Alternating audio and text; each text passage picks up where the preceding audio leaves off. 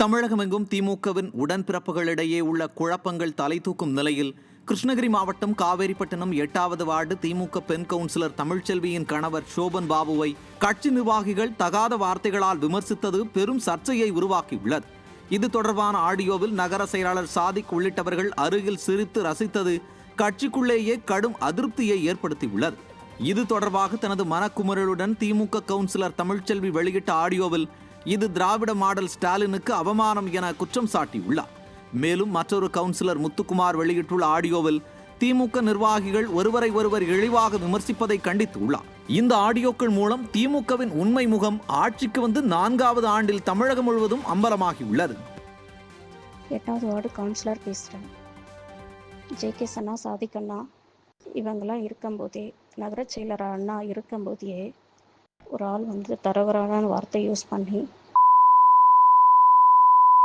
எல்லாம் கேட்குறாரு. இவரெல்லாம் பார்த்துக்கிட்டு அதை எல்லாம் சிரிச்சுக்கிட்டு அம்மனா இருக்காங்க. இது என்னன்னு கேட்கல. இப்படி இருந்தால் நம்ம கட்சி எப்படி நடக்கும்? கடலூர் மாவட்டம் கிருஷ்ணாபுரம் கிராம பகுதியில் NLCயின் 2வது சுரங்க விரிவாக்கப் பணிகள் நடைபெற்று வரும் நிலையில் அப்பகுதியில் விவசாயிகள் உரிய இழப்பீடு வழங்க வலியுறுத்தி போராட்டத்தில் ஈடுபட்டனர். கையகப்படுத்தப்பட்ட நிலத்திற்கு ஏக்கருக்கு 10 லட்சம் ரூபாய் கூடுதல் இழப்பீடு, மனைகளுக்கு 3 லட்சம் ரூபாய் இழப்பீடு உள்ளிட்டவை வழங்க கோரி போராட்டம் நடைபெற்றது. நிர்வாக திறனற்ற ஸ்டாலின் அரசின் மாவட்ட நிர்வாகம் NLCயோடு கைகோர்த்து கொண்டு பாதிக்கப்பட்ட விவசாயிகளை பழிவாங்குவதாக குற்றச்சாட்டு எழுந்துள்ளது. விவசாயிகள் போராட்டம் கொடுத்த லிஸ்ட்டுக்கு வேலை கொடுக்கறது கிடையாது.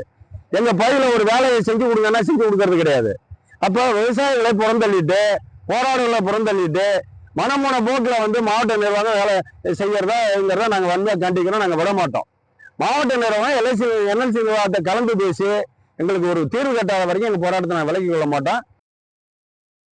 மதுரை மாவட்டம் திருமங்கலத்தில் இடப்பிரச்சனையை தீர்த்து வைக்காததால் கிராம நிர்வாக அலுவலர் கொலை செய்யப்பட்ட சம்பவம் அதிர்ச்சியை ஏற்படுத்தியுள்ளது. உரப்பனூர் கிராம நிர்வாக அலுவலர் முத்துப்பாண்டியின் வீட்டின் கதவை உடைத்து மம்சாபுரம் பகுதியைச் சேர்ந்த சம்ரத் பிவி, அவரது மகன்கள் ரபீக் முகமது மற்றும் 16 வயதான சிறுவன் ஆகியோர் புகுந்துள்ளனர். பின்னர் மூவரும் சேர்ந்து சுத்தியலாலும் அம்மிக்கல்லாலும் கிராம நிர்வாக அலுவலர் முத்துப்பாண்டியை அடித்து கொலை செய்த நிலையில் தாய் மற்றும் அவரது 2 மகன்களும் பிடிபட்டனர். நிர்வாக திறனற்ற ஸ்டாலின் ஆட்சியில் பொதுமக்கள் மட்டுமின்றி அரசியல் கட்சி தலைவர்கள், காவலர்கள், அரசு அலுவலர்கள் என யாருக்குமே பாதுகாப்பில்லாத அவலம் நீடிப்பதாக பொதுமக்கள் வேதனை தெரிவிக்கின்றனர். தஞ்சை மாவட்டம் கும்பகோணத்தில் உள்ள சூரியனார் கோவில் மடத்தில் ரூபாய் 100 கோடி மதிப்புள்ள சிலைகள் மாயமானதாக 28வது ஆதீனம் ஸ்ரீலஸ்ரீ மகாலிங்க பண்டார சந்நிதி போலீசில் புகார் அளித்துள்ளது பெரும் பரபரப்பை ஏற்படுத்தியுள்ளது. ஸ்படிகலிங்கம், நந்தியம் பெருமாள், நடராஜர், சிவகாம சுந்தரி, பஞ்சலோக முருகன் சிலைகள் காணாமல் போயுள்ளதுடன் தற்போதுள்ள சிலைகள் போலி என கூறி கார்பன் சோதனை கோரியுள்ளார். சதி செய்து தன்னை மடத்திலிருந்து வெளியேற்றியதாகவும் மீண்டும் ஆதீன பொறுப்பை ஏற்க உள்ளதாகவும் அவர் தெரிவித்தார். மேலும் தனது உயிருக்கு அச்சுறுத்தல் உள்ளதாக போலீஸ் பாதுகாப்பு கோரியுள்ளார். விடியா திமுக ஆட்சியில் பொதுமக்களுக்கு மட்டுமல்ல கடவுள்களின் சிலைகளுக்கும் பாதுகாப்பு இல்லை என விமர்சனம் எழுந்துள்ளது. கிருஷ்ணகிரி திமுக நகர பொறுப்பாளரை கஞ்சா விற்பனை செய்ய சொல்லிவிட்டு அவரே சிக்க வைத்ததாக இளைஞர் ஒருவர் பேசும் வீடியோ திமுகவின் வண்டவாளங்களை தண்டவாளத்தில் ஏற்றியுள்ளது. கிருஷ்ணகிரி நகர பொறுப்பாளரான அஸ்லாம் மீது அவருடன் வேலை பார்த்து வந்த சேது என்கிற வெங்கட்ராமன் பரபரப்பு குற்றச்சாட்டுகளை முன்வைத்துள்ளார். அதில் கடந்த 8 ஆண்டுகளாக அஸ்லாமுடன் தான் இருந்து வருவதாகவும் எலக்ட்ரீஷியனான தனக்கு நல்ல வழி காட்டுகிறேன் என்று கூறி சரக்கு மற்றும் கஞ்சா விற்பனை செய்ய கூறி அதற்கு தன்னிடம் மாமூல் கேட்டதாகவும் தெரிவித்துள்ளார். மேலும் கஞ்சா விற்பனை இனி செய்ய வேண்டாம் என முடிவெடுத்த போது அவரை காவல்துறையில் மாட்டிவிட்டதாகவும் வேதனை தெரிவித்துள்ளார். குற்றம் சாட்டப்பட்டுள்ள அஸ்லாம் மீது ஏற்கனவே பல்வேறு வழக்குகள் போடப்பட்டு ரவுடி லிஸ்டிலும் அவர் பெயர் இருந்ததையும் சுட்டிக்காட்டியுள்ளார்.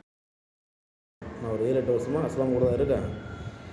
என்னை இந்த வேலையை எத்தனை நாளாக செஞ்சிட்ருப்பேன், உனக்கு நான் ஒரு வழிகாட்டின வாடான்னு கூப்பிட்டாரு.